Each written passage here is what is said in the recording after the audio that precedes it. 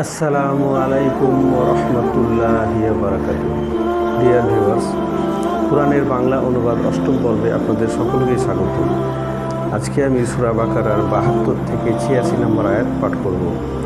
আউযু বিল্লাহি মিনাশ শাইতানির রাজিম। বিসমিল্লাহির রহমানির রহিম। তোমাদের স্মরণ আছে সেই ঘটনা যখন তোমরা এক ব্যক্তিকে হত্যা করেছিলে, অতঃপর সে সম্পর্কে তোমরা ঝগড়া ও একে অপরের উপর হত্যার দোষারোপ করতে শুরু করেছিলে। কিন্তু আল্লাহ এই সিদ্ধান্ত করেছিলেন যে তোমরা যা গোপন করবে তিনি তা প্রকাশ করে দেবেন। তখন আমি এই নির্দেশ দিয়েছিলাম যে নিহত ব্যক্তির শবদেহের উপর উহার একাংশ দ্বারা আঘাত দাও।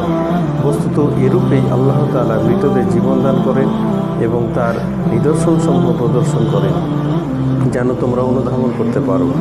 কিন্তু এরূপ নিদর্শনসমূহ দেখতে পাওয়ার পরেও শেষ পর্যন্ত তোমাদের মন কঠিন হয়ে গিয়েছে, পাথরের ন্যায় কঠিন, কিংবা তা অপেক্ষাও কঠিনতর। কেননা কোনো কোনো পাথর এমনও হয়ে থাকে যা হতে ঝর্ণাধারা প্রবাহিত হয়, কোনো কোনোটি দীর্ণ হয়ে যায় এবং তার মধ্য হতে জলধারা উৎসারিত হয়, আর কোনো কোনোটি আল্লাহর ভয়ে কম্পিত হয়ে ভূপতিত হয়। আল্লাহ তোমাদের কার্যকলাপ সম্পর্কে মোটেই অনবহিত নন। হে মুসলমানরা, এখন কি তোমরা ওই সব লোকের প্রতি এই আশা পোষণ করো যে তারা তোমাদের ইসলামী আহ্বানের প্রতি ঈমান আনবে? অথচ তাদের একটা দলের এটা অভ্যাসে পরিণত হয়েছে যে তারা আল্লাহর বাণী শুনে এবং খুব ভালো করে বুঝে নিয়ে ইচ্ছাপূর্বক বিকৃত করেছে। তারা মুহাম্মদ সাল্লাল্লাহু আলাইহি সাল্লামের প্রতি বিশ্বাসীদের সাথে মিলিত হলে বলে, আমরাও তাকে মানি। কিন্তু নির্জনে তাদের পরস্পরে যখন কথাবার্তা হয় তখন তারা বলে, তোমরা নির্বোধ হয়েছ? তাদেরকে তোমরা এমন সব কথা বলে দিচ্ছ যা আল্লাহ একমাত্র তোমাদের নিকট প্রকাশ করেছেন। ফলে তারা তোমাদের নিকট তোমাদেরই বিরুদ্ধে এ কথা প্রমাণ হিসেবে পেশ করবে। এই কথা কি তারা জানে না যে তারা যা কিছু গোপন করে আর যা প্রকাশ করে তার সব কিছুই আল্লাহ তাআলার জানা আছে?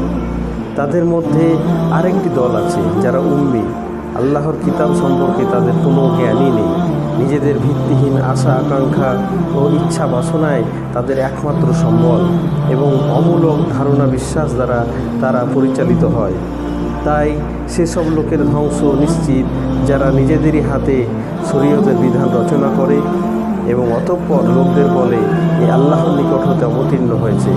এরূপ বলার উদ্দেশ্য এই যে এর বিনিময়ে তারা সামান্য স্বার্থ লাভ করবে। বস্তুত তাদের হাতের এই লিখনও তাদের ধ্বংসের কারণ এবং এর সাহায্যে তারা যা কিছু উপার্জন করে তা তাদের ধ্বংসের উপকরণ। তারা বলে, জাহান্নামের আগুন কখনো আমাদেরকে স্পর্শ করতে পারবে না, তবে মাত্র কয়েকদিনের শাস্তি মিলতে পারে। তাদের জিজ্ঞেস করো, তোমরা কি আল্লাহর নিকট হতে কোনো প্রতিশ্রুতি নিয়েছ যার বিরোধিতা তিনি কখনোই করবেন না? কিংবা তোমরাই এমন সব কথা আল্লাহর উপর চাপিয়ে দিচ্ছ যে সম্পর্কে তিনি কোনো দায়িত্ব গ্রহণ করেছেন কি না তা তোমরা কিছুই জানো না। জাহান্নামের আগুন তোমাদের কেনই বা স্পর্শ করবে না? বস্তুত যে ব্যক্তি পাপ করবে এবং নিজের পাপ জালে নিজেরাই বিজড়িত হবে সেই নরকবাসী হবে, অর্থাৎ জাহান্নামী হবে এবং সেখানেই চিরদিন থাকবে। পক্ষান্তরে যারা ঈমান আনবে ও সৎ কাজ করবে তারা জান্নাতি হবে এবং সেখানে তারা চিরদিন বসবাস করবে। স্মরণ করো, ইসরায়েল সন্তানদের নিকট হতে আমি এই পাকাপোক্ত প্রতিশ্রুতি নিয়েছিলাম যে আল্লাহ ছাড়া আর কোনো কারো উপাসনা করবে না। মাতা পিতার সাথে, আত্মীয় স্বজনের সাথে ও এতিম ও মিসকিনের সাথে ভালো ব্যবহার করবে, লোকদের সাথে ভালো কথাবার্তা বলবে, নামাজ কায়েম করবে এবং জাকাত দেবে। মুষ্টিমেয় লোক ছাড়া তোমরা সকলেই এই প্রতিশ্রুতি ভঙ্গ করেছ এবং এখনও পর্যন্ত সেই অবস্থানেই রয়েছ। আর স্মরণ করো, আমি তোমাদের নিকট হতে এই দৃঢ় প্রতিশ্রুতি নিয়েছিলাম যে তোমরা পরস্পরের রক্তপাত করবে না এবং পরস্পরকে ঘর বাড়ি হতে বিতাড়িত করবে না। তোমরা সকলে তা স্বীকার করেছিলে, তোমরা নিজেরাই তার সাক্ষী। কিন্তু আর সেই তোমরাই নিজেদের ভাই স্বজনদের হত্যা করছো, নিজেদের গোত্রের কিছু লোকদের তোমরা ঘর বাড়ি হতে নির্বাসিত করছো, জুলুম ও অত্যধিক বাড়াবাড়ি সহকারে দল পাকাচ্ছ এবং যখন তারা যুদ্ধে বন্দী হয়ে তোমাদের নিকট উপস্থিত হয় তখন তাদের মুক্তির জন্য তোমরা বিনিময়ের আদান প্রদান করো, অথচ তাদেরকে ঘর হতে নির্বাসিত করাই ছিল তোমাদের প্রতি হারাম।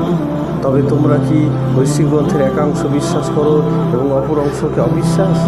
জেনে রাখো, তোমাদের মধ্যে যাদেরই এরূপ আচরণ হবে তাদের এতদ্যতীয় আর কি শাস্তি হতে পারে যে তারা পার্থিব জীবনে অপমানিত ও লাঞ্ছিত হতে থাকবে এবং পরকালে তাদেরকে কঠোরতম শাস্তির দিকে নিক্ষেপ করা হবে। তোমরা যা কিছু করছো তা আল্লাহ মোটেই অজ্ঞাত নন।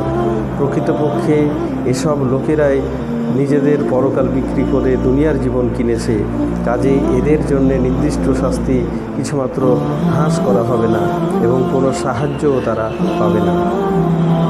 বন্ধুরা, আজকে এই পর্যন্তই। পরবর্তী পর্বে আমি সূরা বাকারার 87 থেকে 96 নম্বর আয়াত পাঠ করব। আসসালামু আলাইকুম ওয়া রাহমাতুল্লাহি ওয়া বারাকাতুহু।